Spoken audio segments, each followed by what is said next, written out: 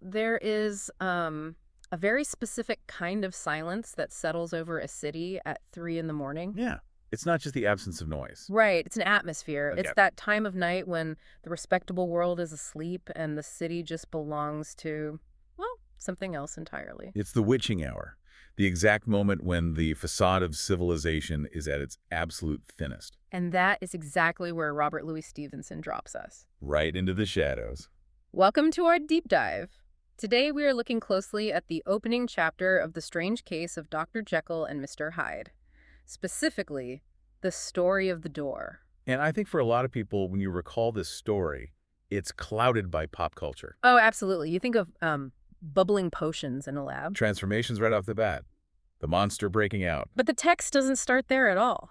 Our mission today is to unpack how Stevenson actually introduces this mystery, because it starts with architecture, It starts with a lawyer. and it starts with the conspiracy of silence. It really is a detective story before it's a horror story. Yeah.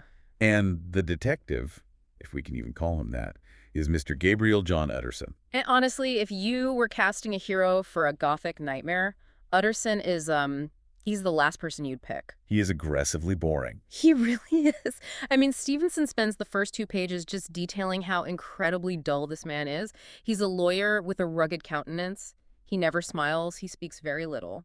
But the text also notes he is somehow lovable, which is a strange paradox. It is, because there's something very specific about his boredom. It's not accidental. No, it's curated.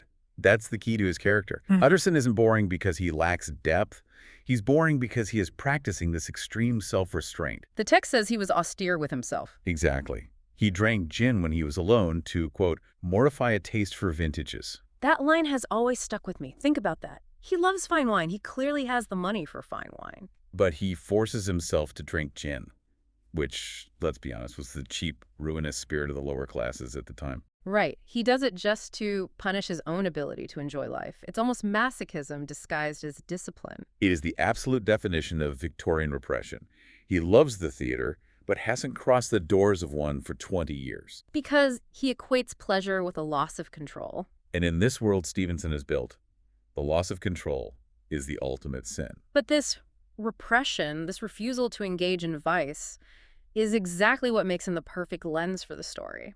Because he doesn't judge anyone else. Right. He has this guiding philosophy he calls Cain's heresy. He says, I let my brother go to the devil in his own way. Which is a brilliant misquote of the Bible. Cain asks, am I my brother's keeper?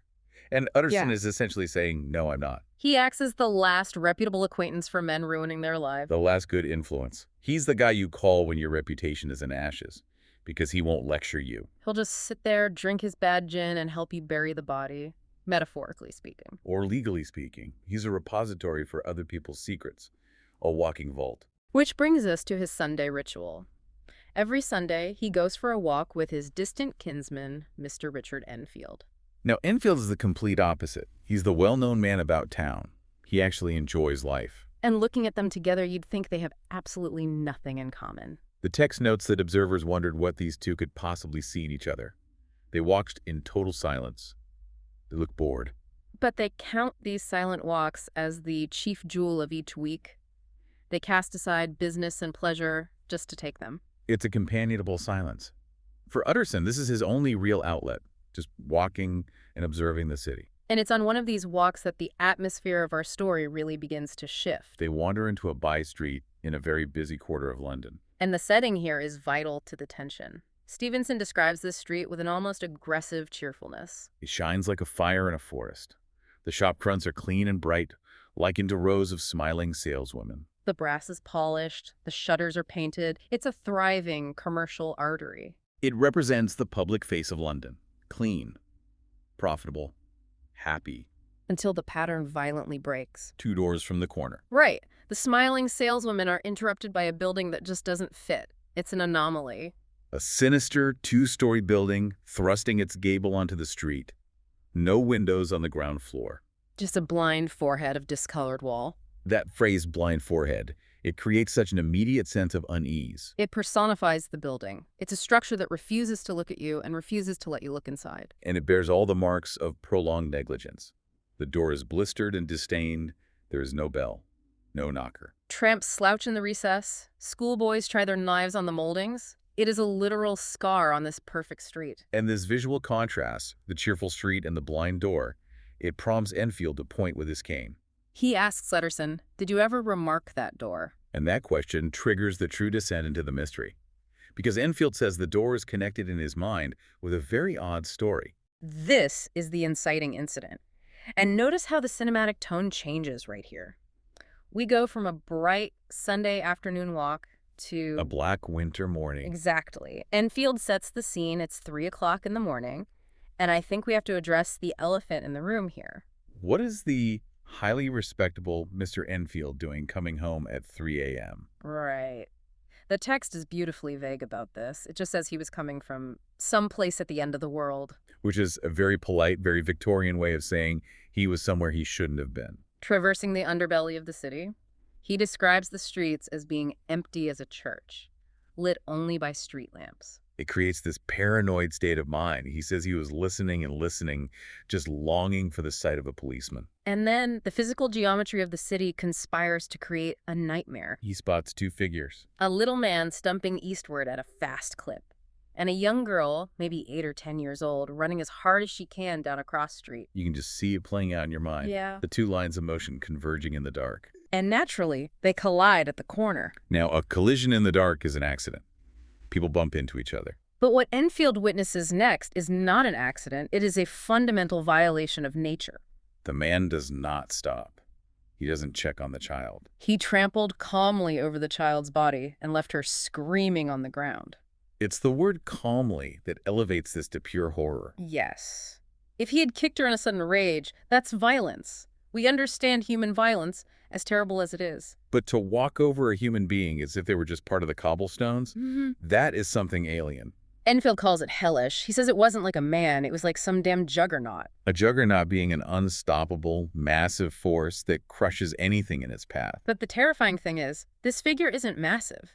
He is explicitly described as a little man. So Enfield, who we've established is usually just a passive observer of life, actually springs into action. He chases the man down, collars him, and drags him back to the screaming child. A crowd starts to gather.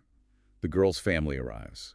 And this is where the chapter shifts from physical horror to psychological horror. It's the reaction of the crowd. It's one of the most brilliant psychological set pieces Stevenson ever wrote. You have the captive man standing there, perfectly cool, offering no resistance. But he gives Enfield a look so ugly it literally makes him sweat. And the people surrounding him, they are experiencing this intense, visceral hatred. They send for a doctor, an Edinburgh apothecary that Enfield calls Sawbones. He describes this doctor as your typical, dry, unemotional professional, about as emotional as a bagpipe. Which is an amazing insult. It really is. Yeah. But the crucial detail is the doctor's unnatural reaction. Every time this dry, scientific man looks at the prisoner, he turns sick and white with the desire to kill him. A doctor, sworn to do no harm, his biological, involuntary imperative when looking at this man is murder. And the women in the crowd are described as being wild as harpies. A harpy being a mythological monster of vengeance. So the mere presence of this man is turning ordinary London citizens into monsters themselves. It suggests that this captive operates on a different biological frequency than the rest of humanity. He isn't just a criminal, he's an antagonist to human nature itself. He triggers a psychic immune response. People hate him instinctively, before he even speaks a word. But here's the catch. Despite this overwhelming collective desire to tear him apart, they don't. Because they are Victorian citizens, they value order above all else. So instead of physical violence, they resort to social violence. They threaten to create a scandal. To make his name stink from one end of London to the other. Which in that society is a fate worse than death. Reputation is the only currency that truly matters. And the man's reaction to this threat is chilling. He displays a black, sneering coolness. Enfield actually compares it to Satan. He tells them, if you choose to make capital out of this accident, I am naturally helpless. Yeah. No gentleman but wishes to avoid a scene. No gentleman. He is mocking them, using their own rigid social code against them. He knows they won't physically harm him because it would be improper, so he agrees to buy them off. He is screwed up to pay £100 in damages. A massive sum of money at the time. And to get it, he leads them right back to that blistered blind door. He whips out a key, lets himself in. And he returns with £10 in gold and a check for the balance. But the check is not signed by him. No, it's signed with a name. Enfield refuses to mention out loud at first. He describes the signature as belonging to someone very well known, often printed. The very pink of the proprieties. A highly respectable, celebrated person. So, Enfield draws the only logical conclusion a Victorian gentleman could draw: blackmail. He starts calling the place Black Mail House. He assumes this damnable man is bleeding an honest man dry for some capers of his youth. But Enfield is also deeply suspicious, because who walks into a cellar door at 4 in the morning and comes out with a famous philanthropist's money? It sounds like a forgery. So they force the man to stay with them until the bank's open. They march into the bank expecting the fraud to be exposed immediately. But the check is genuine. It clears. And this verification creates an impossible duality in Enfield's mind. The monster has the financial backing of the saint. The dirty, blistered door is being funded by the clean pocketbook. And as Enfield is telling this story on their Sunday walk, Utterson is getting quieter and quieter. Because Utterson isn't just listening to a random piece of gossip. He knows the name on that check. He knows exactly who lives behind that door. Enfield notes that there is no other door to the building, just 3 windows on the first floor, always shut but clean. A smoking chimney. Someone lives there. Utterson pushes for more information. He asks for the name of the man who trampled the child. And Enfield finally reveals the name: Hyde. And then Utterson asks the question that essentially drives the rest of the novel. What sort of a man is he to see? He wants a physical description. And Enfield, who is an articulate, observant man of the world, completely fails to describe him. He stammers. He says he is not easy to describe. There is something wrong with his appearance. Something displeasing, downright detestable. He says Hyde gives a strong feeling of deformity, although he couldn't specify the point. Unspecified deformity. That phrase is the creeping horror of the entire book. If Hyde had a visible scar or a limp, you could categorize him. You could process the fear rationally. But this defies language entirely. Enfield says, I can see him this moment, yet he has no words to convey what he looks like. The image is burned into his retinas, but the brain rejects it. It implies the deformity isn't physical at all. It's a spiritual deformity leaking into the physical world. Utterson, being the pragmatic lawyer, tries to grab onto a concrete fact. He asks, "You are sure he used a key?" Enfield gets a bit defensive. He confirms Hyde still has the key. He saw him use it just a week ago. And at this point, Utterson sighs deeply. He reveals to Enfield that he knows the name of the other party, the respectable man. He warns Enfield that his tale has gone home. It has hit dangerously close to the mark. And this leads to the conclusion of the chapter, which sets the tragic trajectory for everything that follows. Enfield profoundly regrets his long tongue. He talks about his personal rule regarding questions. Right. He says, the more it looks like Queer Street, the less I ask. He compares asking questions to starting a stone rolling down a hill. You sit quietly on top, flick a pebble, and suddenly it gathers momentum. It hits another stone and crashes into some bland old bird in his own back garden. It's a stark warning about curiosity. Yeah. Digging for the truth destroys reputations. So these 2 men, these pillars of society, make a pact. They agree never to refer to this again. Utterson says, with all my heart, I shake hands on that, Richard. 2 men shaking hands, agreeing to bury the truth. It perfectly synthesizes everything we've discussed today. The duality of the reputable lawyer and the criminal knight. The architecture of silence. They have seen a monster. They know a crime has been committed. But to protect the pink of the proprieties, they lock the knowledge away. And that is Utterson's tragic flaw. He thinks he can contain the darkness by refusing to speak its name. He thinks staying silent will protect his friend, but the stone is already rolling down the hill. The door has a key. The monster is already inside the house. A handshake doesn't stop a juggernaut. It just ensures the juggernaut gets to operate in the dark. Exactly. Stevenson defines the society by its absolute refusal to look directly at the evil it produces. So as we wrap up this deep dive, I want to leave you with a final thought to mull over in the dark. The real mystery here isn't just the identity of Mr. Hyde. No, we know what he does.